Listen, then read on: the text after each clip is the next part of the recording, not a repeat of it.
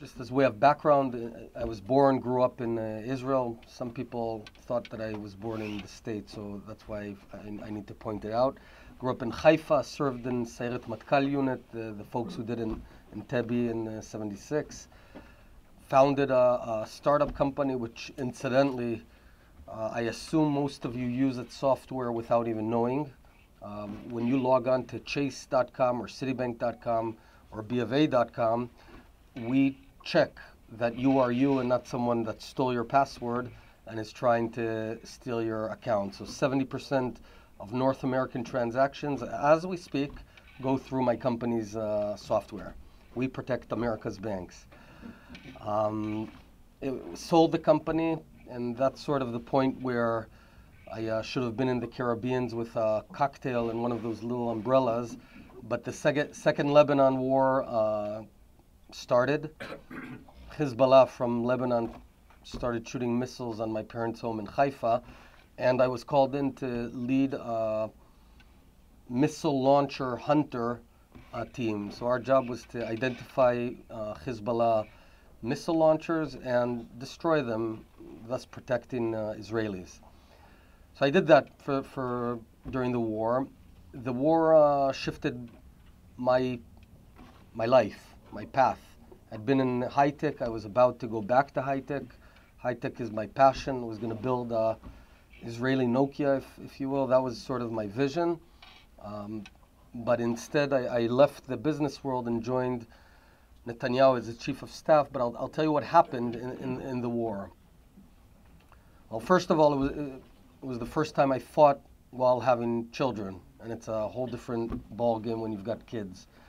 In the original military service as platoon commander, company commander, I was 18, 20, 22, 24 years old, no kids. Suddenly I had a 1-year-old boy and a girl. My wife was pregnant with Michali, my girl.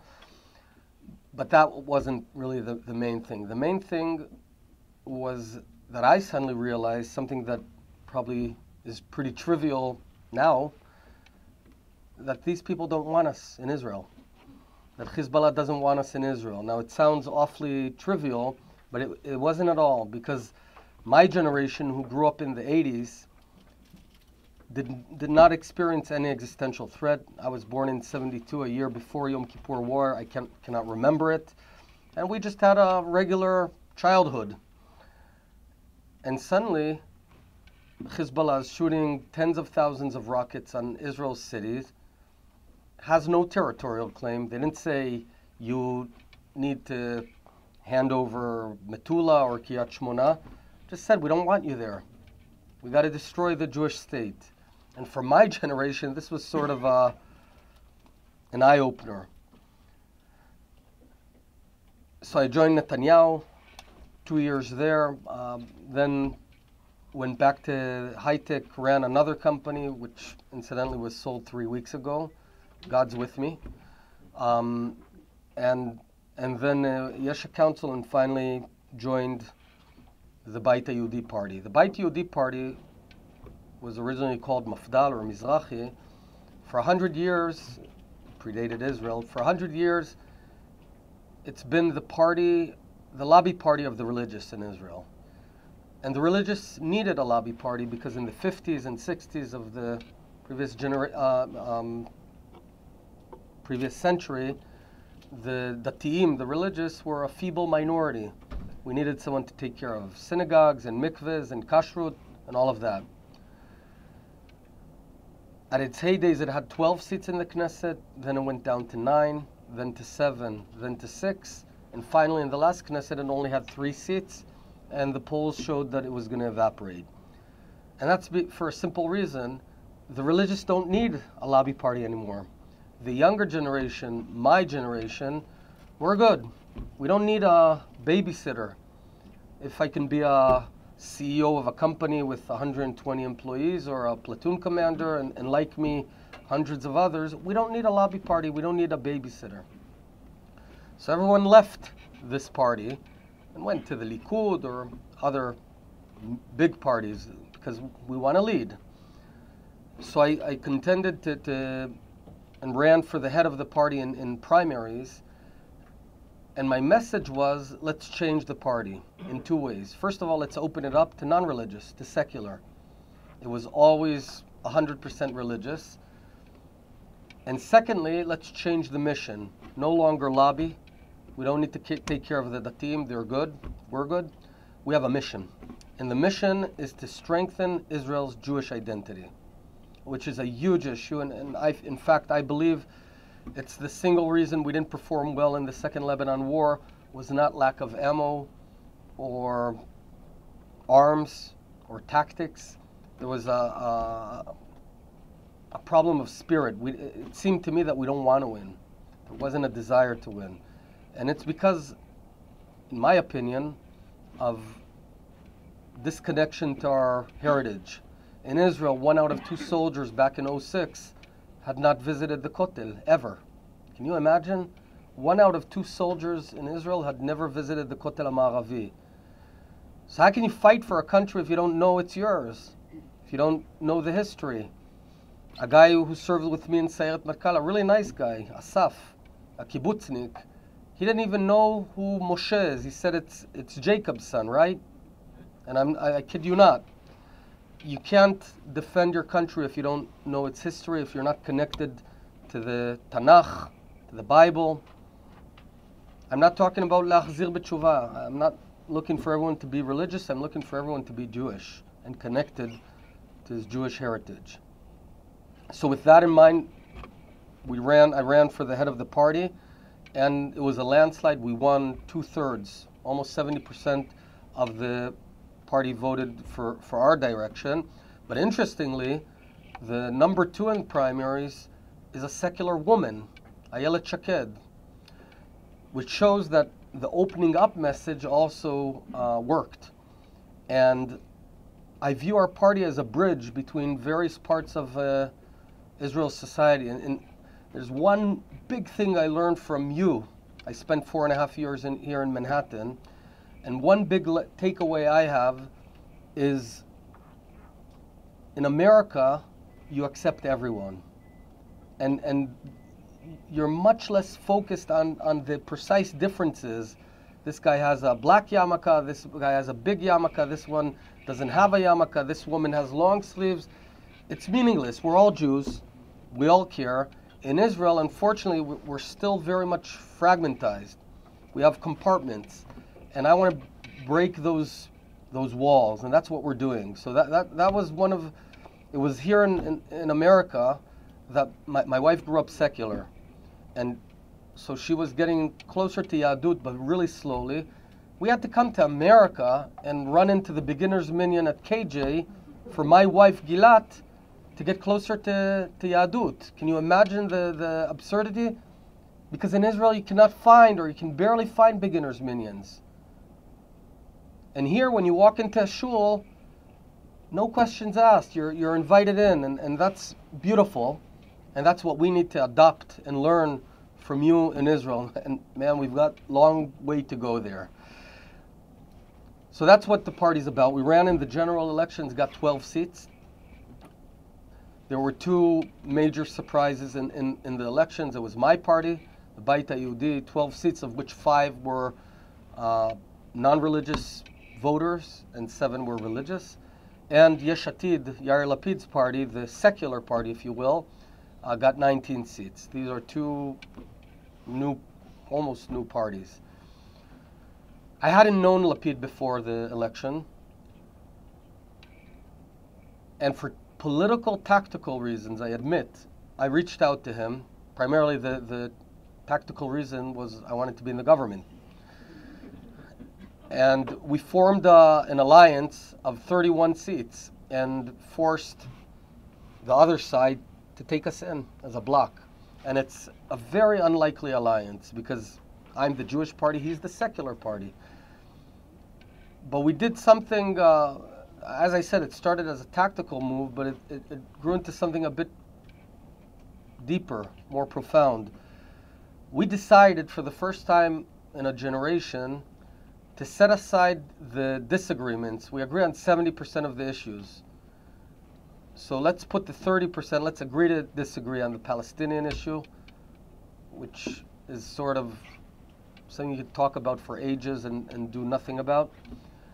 And let's focus on the 70% that we do agree upon, which is opening up the economy, which is getting Arab women into the workforce, getting Haredim into the workforce, and we're doing it. We're solving some of Israel's chronic illnesses. And it's not perfect. You know, there's obviously, when we start operating day to day, we see the differences in opinion and they manifest themselves. So it's not this ideal honeymoon that it used to be. It's more like a marriage. So, I'm kidding.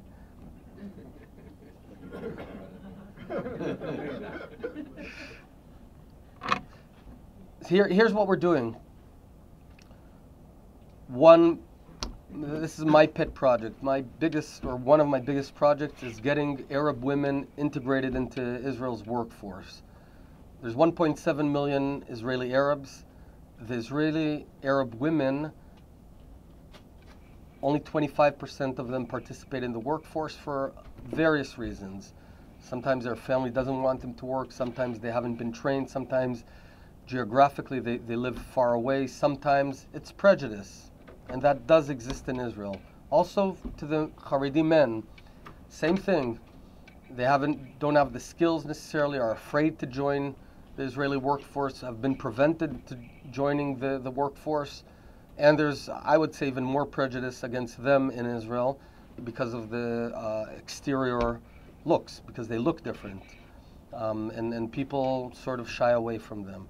So this is one big mission that we're addressing, and I set a goal to double the participation rates of Israeli Arab women over the next 4 years. We have to bend over backward to do everything in our power to allow them and to work. My vision, I want to see Israelis, secular, religious, Haredi, Arab, working side by side. I'm convinced that that'll tear down all walls.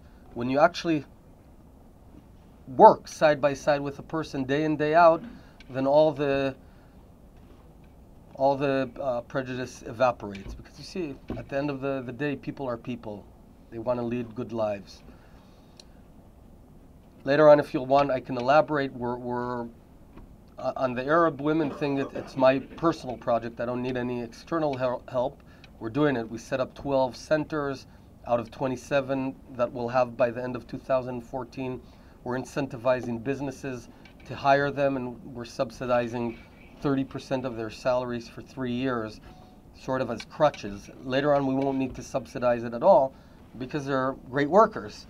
But we need to help in this initial phase to shatter the glass, break the glass wall. With the Haredim, it's a bit more complicated. We have a bill that's going to go through over the next 3 weeks, I anticipate. Actually, the committee who's legislating this bill is chaired by the same Ayelet Shaked I'd mentioned. There's a bit of a dispute between Lapid and myself on whether there ought to be criminal sanctions for Haredis who don't go to the army. I don't think there should be. I think it would be a self-defeating measure. Others think that there should be. I think economic sanctions are good enough. And I think there's a big enough drive for Haredim to join the workforce. It's called poverty. People don't want to be poor, and they are, and they get it. So if you want later, I'll elaborate. Another major issue is the economy. We were facing a huge deficit, 40 billion shekel deficit, and we cut the budget, 40 billion shekels. We are a responsible government. And when we see that this is wrong, we do it. And it was highly unpopular. And Lapid and I sort of looked at each other and said, all right, let's do this. Let's jump like the Thelma and Louise scene. But it's the right thing to do, so we did it.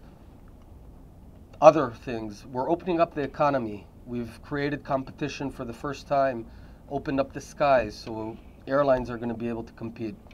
You're going to see the rates go down over the next 12 months. Not yet opened up the ports, but it's going to happen.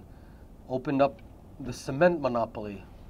God knows why there's been a monopoly for 65 years in the cement business, and I decided to create competition. I pushed through legislation, and now there is going to be competition. And for some reason, these tycoons are not even calling me to pressure me, which is, I think they know they won't. Anyone who wants monopolies will not find a sympathetic ear with me. Anyone who's looking to create barriers to imports will not find a sympathetic ear.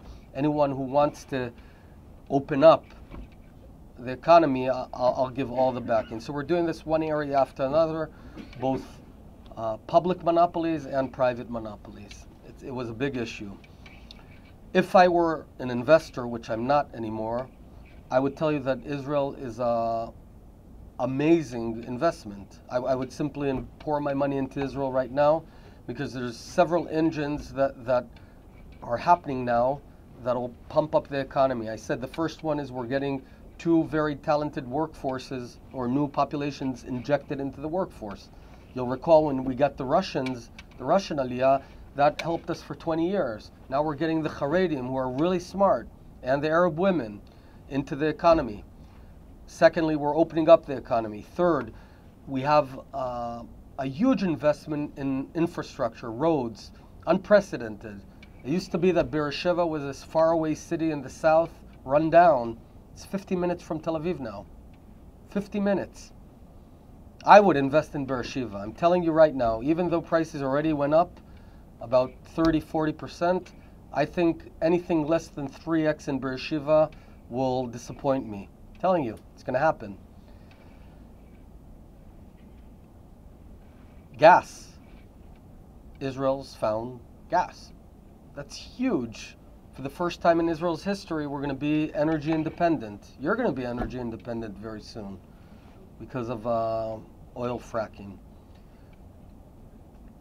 I want to share with you my vision for Israel, and then we'll talk about Iran. So a couple of years ago, the Arab Spring started, morphed into something of a Muslim winter. And the only thing that's clear is that nothing is clear. The next 10, 20, 50, 100 years, we're going to see this ongoing chaos in the region, from Iran to Libya, from Tunis to Damascus, from Yemen to Pakistan. We've entered a new era of chaos, a storm. My vision for Israel is Israel as a lighthouse in a storm. Israel as a lighthouse in a storm. And I'll explain. A lighthouse has to be strong, has to have very strong foundations. And we do. We have a 3,800-year-old history. Whoever saw me with Amanpur yesterday knows that I speak up, and I will always talk about our heritage. I don't buy that it's all about security, so this is the coin I showed Amanpur yesterday. This is a coin, an original coin found right out of the walls of ancient Jerusalem. And it says in Hebrew, and I'll read you, it says Chirut Zion, freedom of Zion in Hebrew. And I'll always reiterate that if I would enter a time machine to 2,000 or 3,800 years ago, my direct ancestors, I'd be able to meet them. I'd be able to speak with them the same language. We'd understand each other after half a day of adjustment. Different accents, different clothes. They certainly didn't wear this. And we'd meet at the very same place where I work every day, Jerusalem. So whenever I do not accept the term occupied, and I won't be silent about it. We have to say this again and again. You can't occupy your own home. Yes, there are 2 million Arabs living in Judea and Samaria. Yes, I recognize that. Yes, they have their own aspiration, and that's okay, and we have to figure out what to do. I'm acutely cognizant of that fact. No one's going away, but the starting point has to be it's our home. Now let's talk.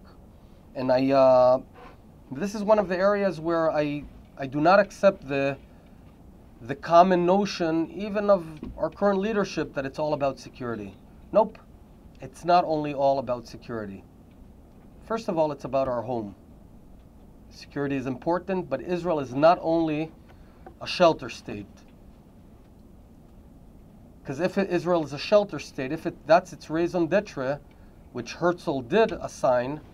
So I disagree. I don't disagree with Herzl. I think that it's time to revamp Zionism, and Zionism should be, its foundation should not only be safe haven for Jews, because, you know what? There's safer places right now. 100,000 missiles in Lebanon, Iran that's moving towards a nuclear weapon. If it's all just about safety, Teaneck, New Jersey is safer. All right? But it's not our home. It is partially our home. So yes, this is the new approach, and we're going to pound it again and again and again. We're in Israel because it's our home for 3,800 years, and yes, it is the safe haven for Jews. But that's the order. And this is a profound difference. It was David Ben-Gurion who, when testifying at the Peel Commission, when asked, why do you deserve Israel?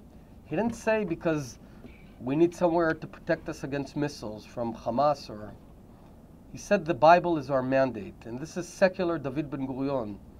Read the Declaration of Independence. It's all about the Tanakh. It's all about our history. But somewhere along the line, it became all practical, just for practical reasons. So no. And that's why I can tell you that any deal on the table that includes dividing Jerusalem is a no deal from my perspective. Even if Switzerland comes and says they're going to replace and dance on the hills, yodelis. No. This is our land. This is our capital. This is our reason for being there. So Israel is a lighthouse in a storm. We have strong foundations, strong history, very strong economy. Israel's got a very strong economy. One of the most powerful militaries, certainly the most powerful in the region. But a lighthouse is not only about having strong foundations. Any tower has strong foundations. A lighthouse projects light. And Israel's mission, Israel's reason of being, is to project light. Or Lagoim, light unto nations. We do it by our demeanor, by our actions. We have 1.7 million Israeli Arabs who enjoy full equal rights as Israelis, as Jews. No other country in the region is anything near that. In Israel, women can vote, women can drive, anyone can protest, and everyone does. And my goal as Minister of Economy is to shift us from startup nation to lighthouse nation. And that means beyond developing cool iPhone apps and selling them for $60 million, I'm focusing our entrepreneurs on 5 fields: water, agriculture and food, energy, cybersecurity, and medical devices.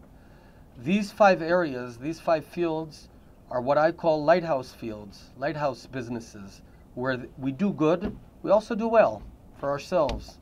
This is not philanthropy. If you want it to be sustainable, you need to make money, and that's good. I just came back from India 4 weeks ago.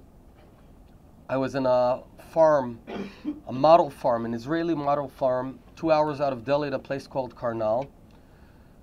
Every year, in this farm and another dozen such model farms that Israel has established, we train in each of them 20,000 farmers a year.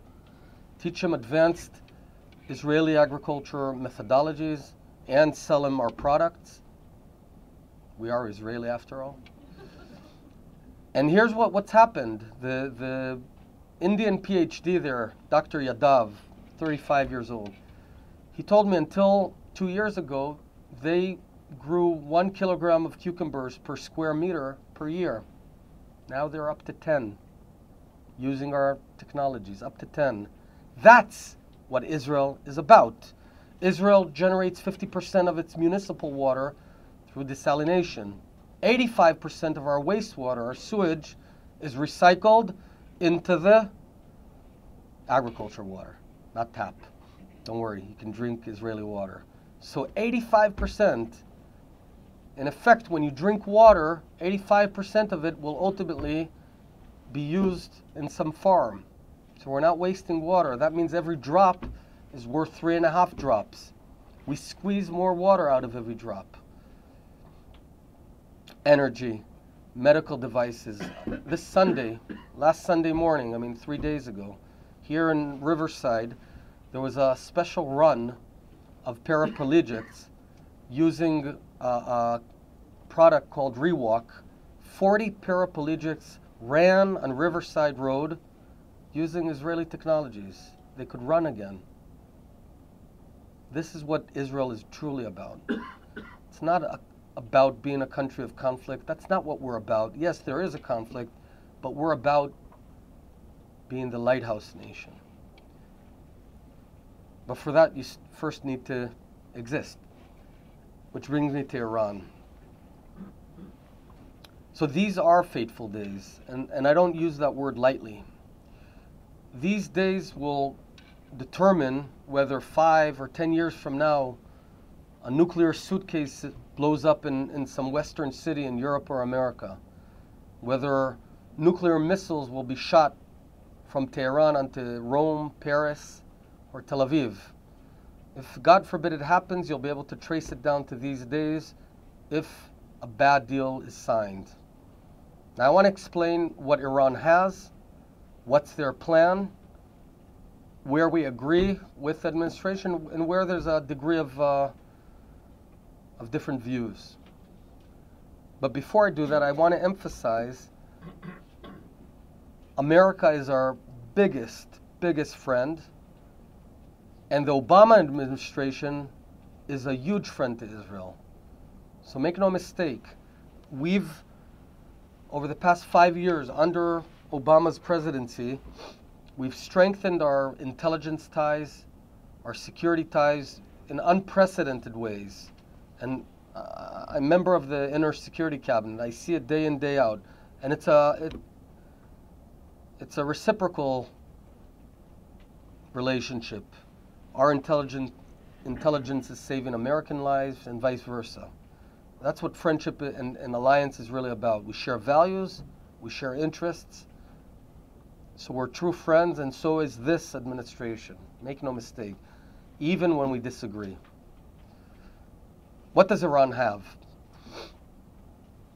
Iran spent 2 decades and tens of billions of dollars on building a machine that produces uranium that can build a nuclear weapon.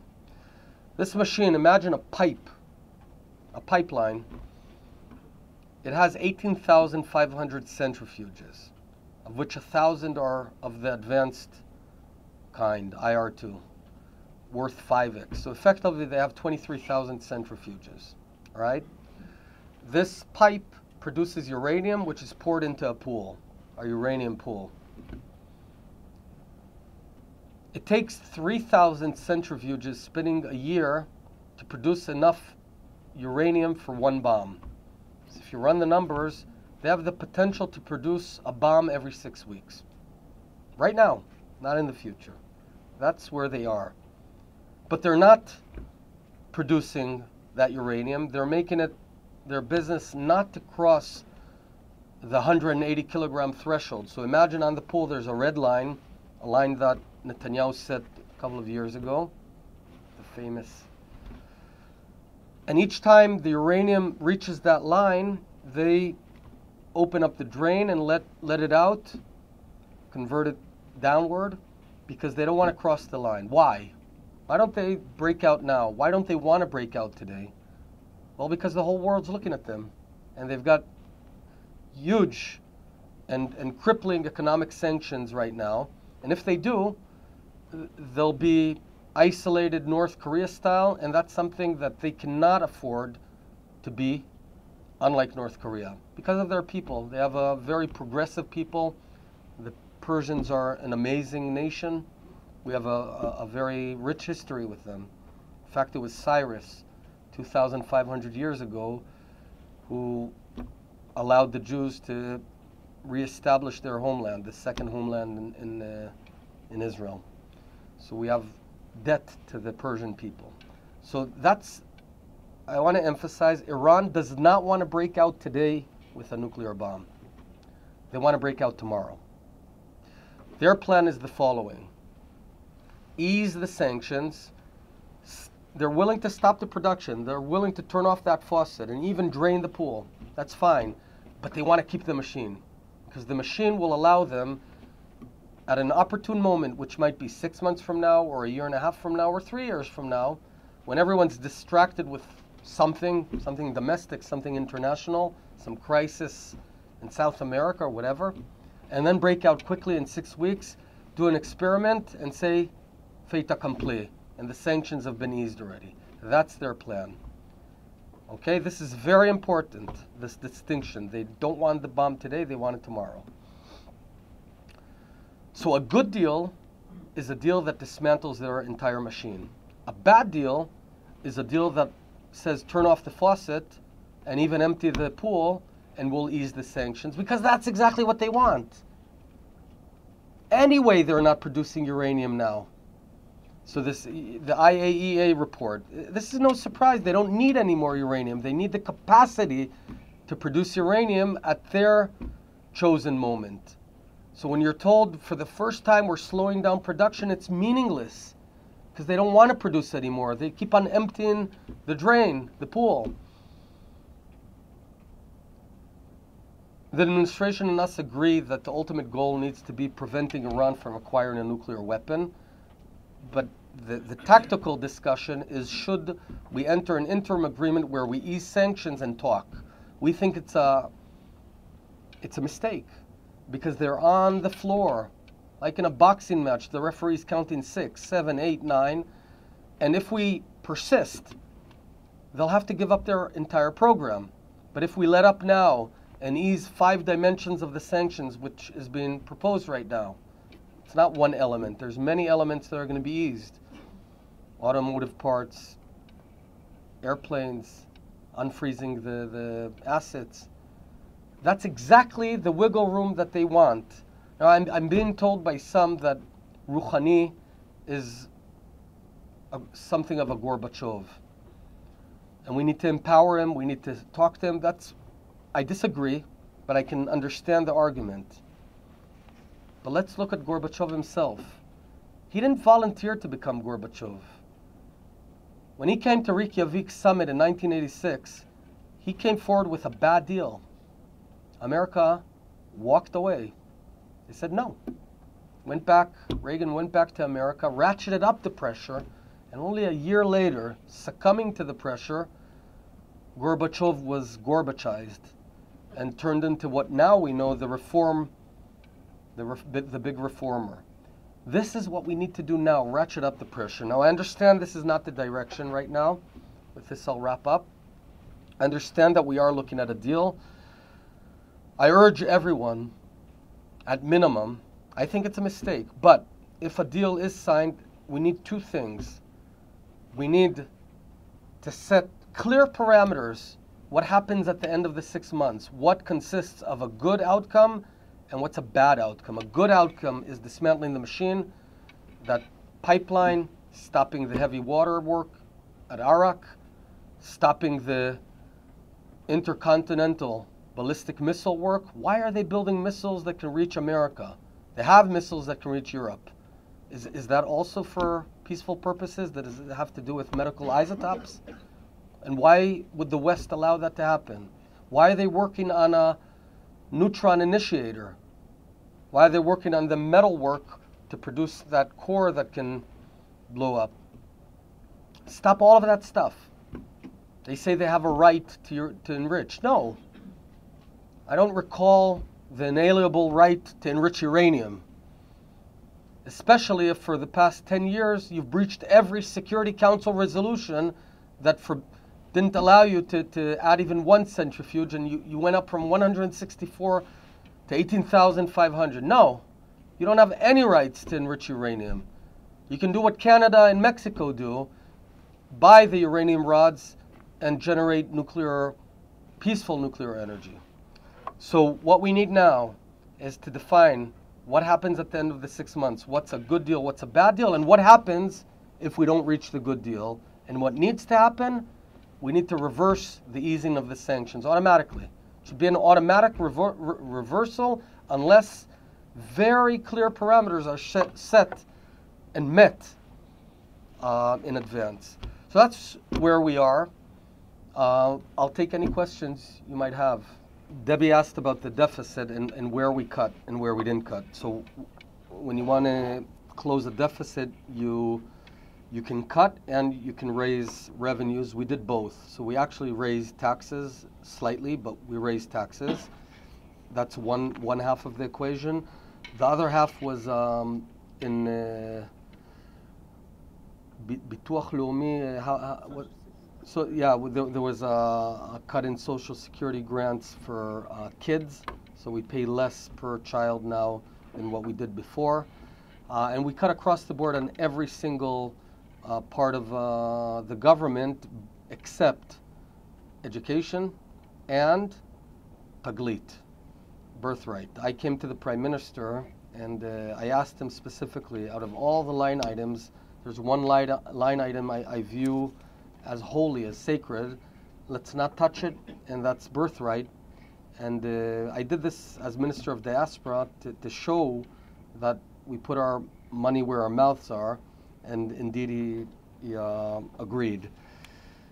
Mendy asked about the EU threat. So first of all, Israel forever has had boycotts since its inception, and we don't really appreciate that. What we're doing is a few things. First of all, we're diversifying. There's a good reason where the first country I visited was China, the second country I visited was India. I'm opening up offices, economic offices in the East, in Africa. You got to diversify. Right now, 30% of our trade is with Europe. And Europe is still a friend, but yes, there are various wins there. What we need to do is A, diversify, B, continue to be an innovation powerhouse. But I want to tell you something. When I came into my job, and I'm sure Ron can appreciate this also, I thought everything was going to be about, every time I meet some foreigner, it'll be about the conflict. And I was always preparing to respond, but one after another, ministers from all around the world, governors from states in America came over and keep on asking me. So I wait to hear, so what's going to be with the Palestinian? You know what they keep on asking me? How do we get your innovation? How can we inject your innovation into my region, my country, my state? How can we increase productivity because we're stuck? How can we grow more food? How can you help us with water? So I'm not saying this to say that there's no conflict and it's not a problem, but there's two conflicting narratives. One is the conflict narrative, and it's very difficult to fight that. Even when I show Christiana Amanpour that coin, it's tough because the degree of rigidness is, people don't want to be confused by facts. So what we need to do is change the battlefield. Not fight all day about the conflict and why we're right and why we have legal rights and biblical rights. We got to do that, yeah, but the main thing should be just change the whole battlefield. Let's talk about what Israel is about. Let's talk about the lighthouse nation. In the business world, this is exactly what I did. We had our first product in my company, and suddenly I had a competitor, and we were killing each other. Price-wise, price pressures were going down. I added a feature, they added the feature, they added a feature, I copied them. Finally, it dawned on me, let's cut this. And I went and developed a whole new product line and deemed the first competition irrelevant. That's exactly what we need to do at the national level. Finally, regarding Ken's question, can you negotiate with terrorists? No, you can't. or how do you negotiate with terrorists? The only answer is by being strong. And right now the strength needs to be through economic sanctions. Scott asked me regarding the Rabbanut Rashit, the Rabbinical Council of Israel. I do agree that the chief rabbinate has not been necessarily a source of pride over the last few years. And that's why I'm acting. I'm among the other ministries. I've got this mini government. Among other ministries, I'm Minister of Religious Affairs. We've effected 5 reforms already within the first 8 months, or in process of some, completed some. I'll tell you what they are. And I'm willing to move and change, but it's got to be slow.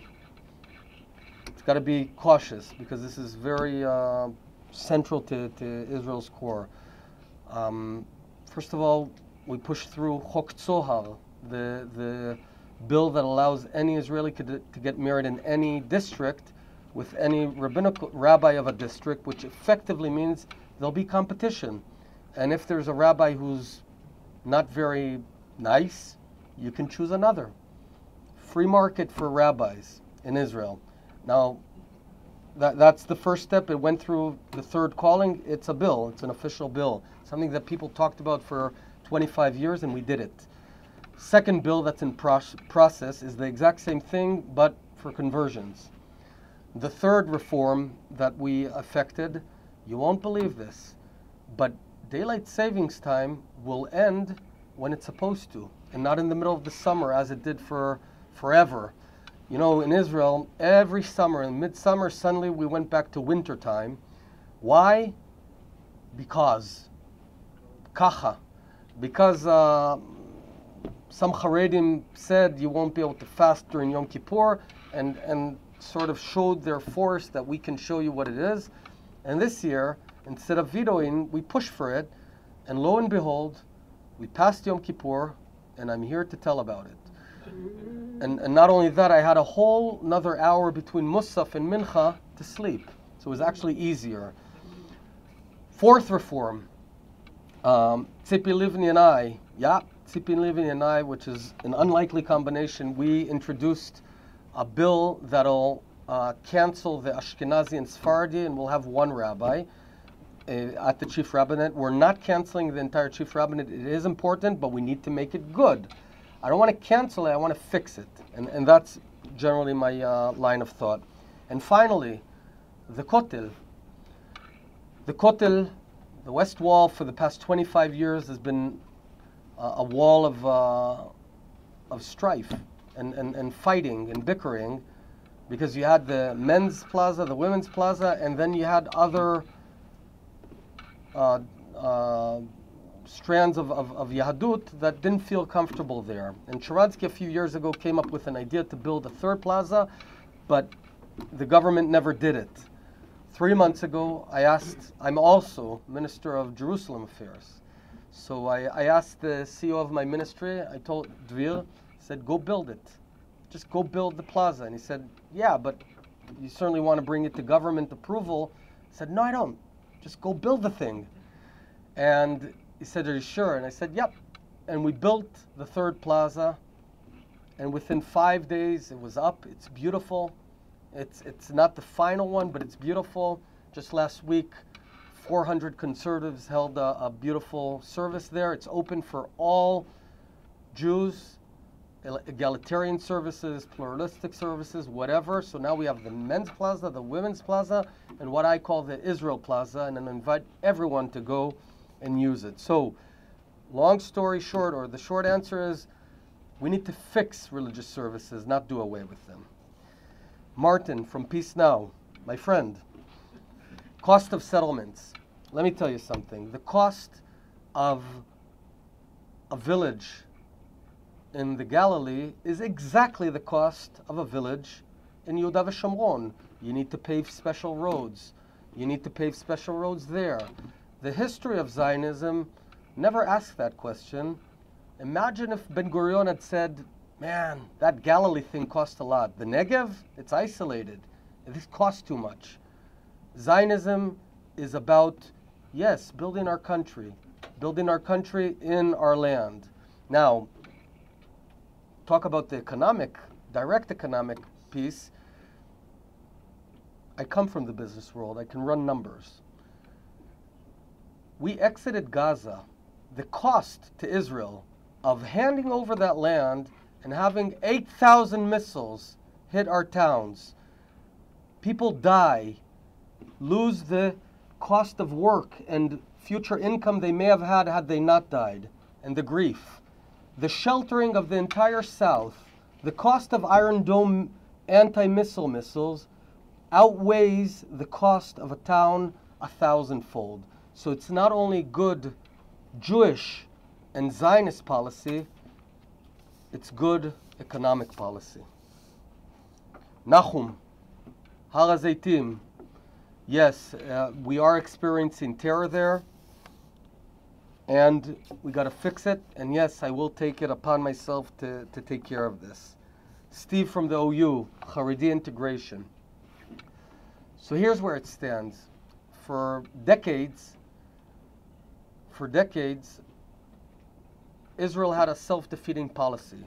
It was effectively this. If you're a yeshiva student and you declare yourself, I'm a Haredi yeshiva student, you were exempt from the army. But if you'd want to go then and work, you couldn't, because you'd first have to go through the army. Now the Haredim are afraid of the army. They may be right, they may be wrong. I'm not arguing with them. I'm stating a subjective feeling.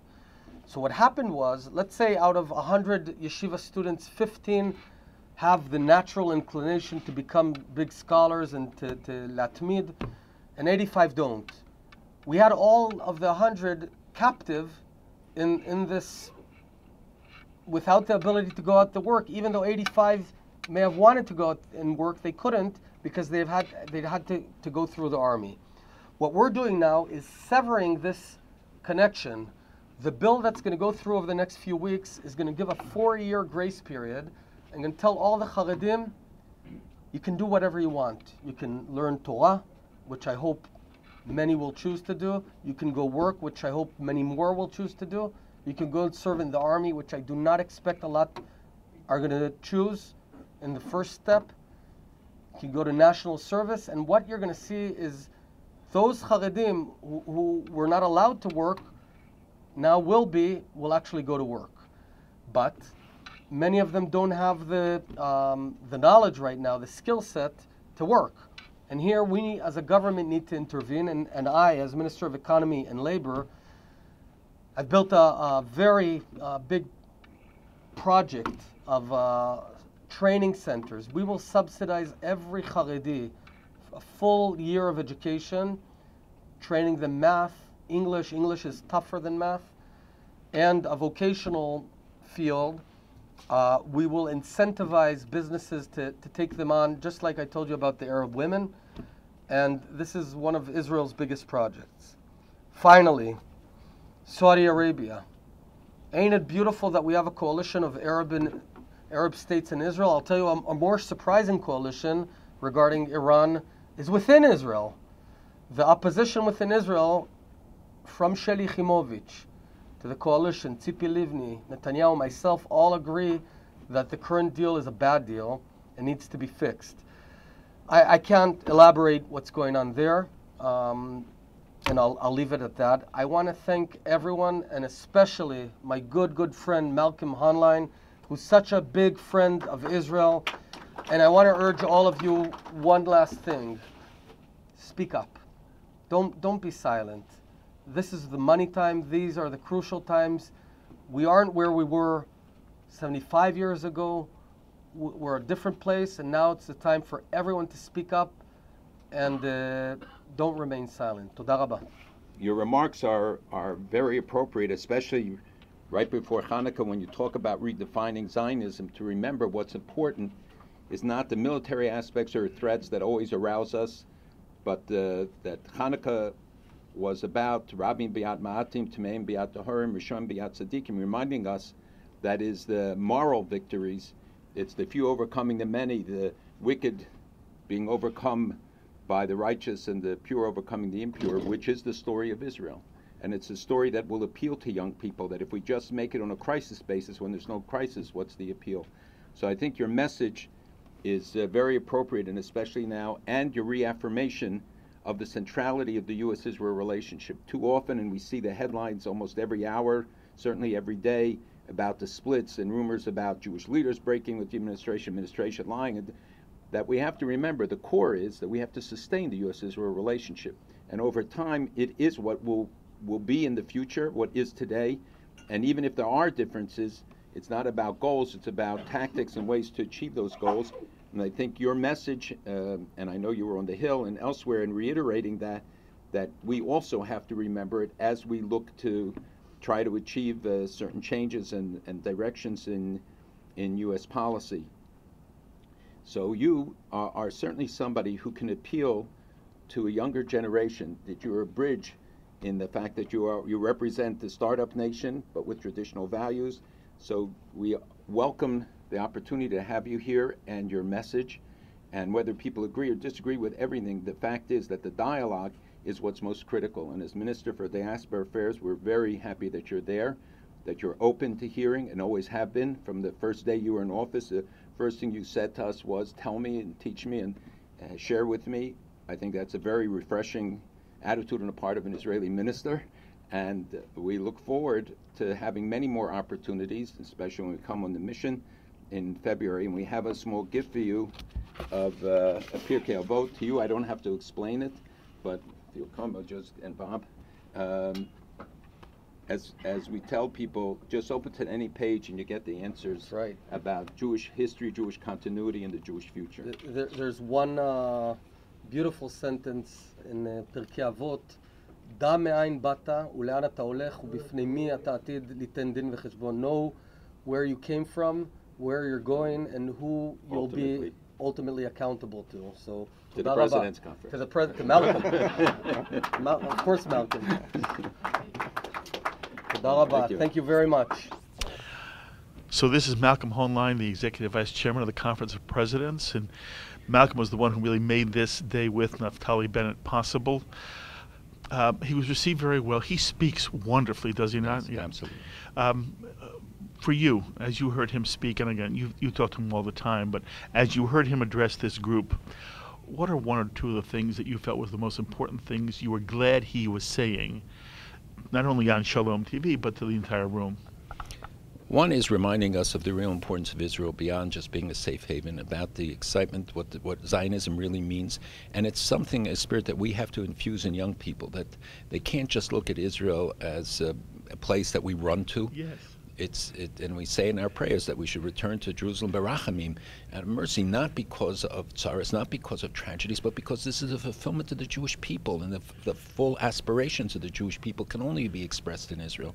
And I think his reminder about the importance of the U.S.-Israel relationship, someone who was on the Hill talking about Iran, etc., but going back to the fundamentals, which is that the U.S.-Israel relationship is the core for both countries' security. It's essential to both countries' future, and that whatever differences arise periodically, this will become ultimately the important relationship that sustains. I think both of those points were very important. Also about his vision for the future of Israel, about dealing with some of the inequities and dealing with some of the problems. I liked his metaphor of the lighthouse. It is interesting, right, that as someone said, the lighthouse, the startup nation. We have all of these metaphors, but if Israel is a light unto the nations, and today its message is more important than ever, especially given the developments in the Middle East, where we see all the disruption, all of the unrest, all of the murders, the killing. And what is the one island of stability in the whole region? It's Israel. And many Arab countries are coming to realize it, that it's not the source of instability. And they say, you know, we condemn Israel, but we pray for it. He made reference a number of times to a coin he showed Christina Amirpour. He was at a session last night, the night before this meeting, and she interviewed him. And he didn't really explain what that was about. Are you aware of the interchange that went between them? I didn't see the interchange, but I know that the coin, what his message was, is that, look at this, you could take a coin that today, 2,000 years old, and has the same message, that we are the same people with the same language, the same history, the same culture, and there it talks about our home. So when she was saying that you live in occupied territory, he's saying, how can you say something that belonged to my great-great-great-great-great-great-great-grandparents for 3,000 years that belonged to us? How can I be an interloper? How can I be an occupier? You can have visions about what the future and what the settlement could be, but you can't deny the history, and you can't deny the reality that there's no other country on earth where the people today speak the same language, have the same history, same religion, same identity as those who lived there 3,000 years ago. There is no country on earth that has that. And it's yet the one country whose legitimacy is challenged. Something wrong with that picture. Malcolm, thank you for making this possible. My pleasure. As always, good to see you. Malcolm Thank Homeland. you. Thank you.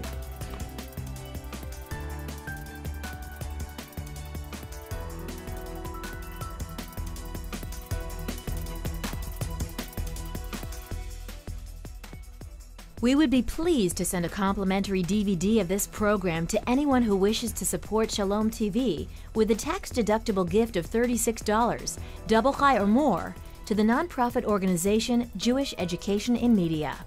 Simply visit the Shalom TV website homepage and click on the Donate button to make a donation by PayPal or your credit card. And please indicate the program for which you would like a DVD. Or you can send your tax-deductible check made out to GEM. To GEM, Post Office Box 180, Riverdale Station, Bronx, New York, 10471. And again, please remember to indicate which program you would like to receive on DVD with our compliments. And we thank you for your kind support.